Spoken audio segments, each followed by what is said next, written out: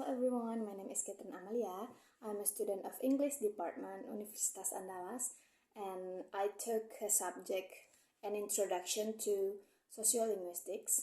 And now I would like to report and explain about my reading activities on two references from Wardow and Fuller 2015 on language contact and changes resulting from language contact, like Lingua, Franca, Pidgin, and Creole. Now, I would like to explain the books. I think that this book provides an overview of the field of sociolinguistics, which explores the relationships between language and society, and in particular, it examines the ways in which language varies across different social contexts and how language is used to construct social identities. One of the key topics covered in the book is language contact, which occurs when speakers of different languages come into contact with each other and interact. In my understanding, language contact can lead to a number of changes in the languages involved, including the development of Lingua, Franca, Pidgin, and Creole. And a Lingua Franca is a common language that is used as a means of communications between speakers of different languages who don't share a common native language. And the second one, a Pidgin. A Pidgin is a simplified language that arises as a means of communication between speakers of different languages who don't share a common language.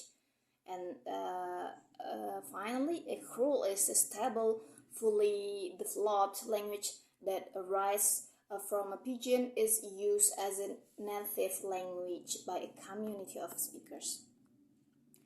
And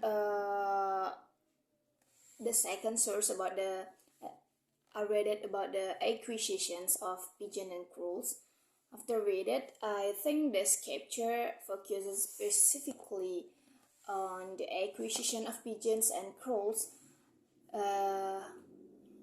The authors note that Pidgins are typically acquired by adult second language learners who come into contact with speakers, and I think of other language and situation where no common language exists, and these learners often use the Pidgin as a means of communication for a limited period of time until they are able to acquire the dominant language of the community. And Creoles, on the other hand, typically acquire a first language by children who are born into a community of speakers who use a Pidgin as their primary means of communication.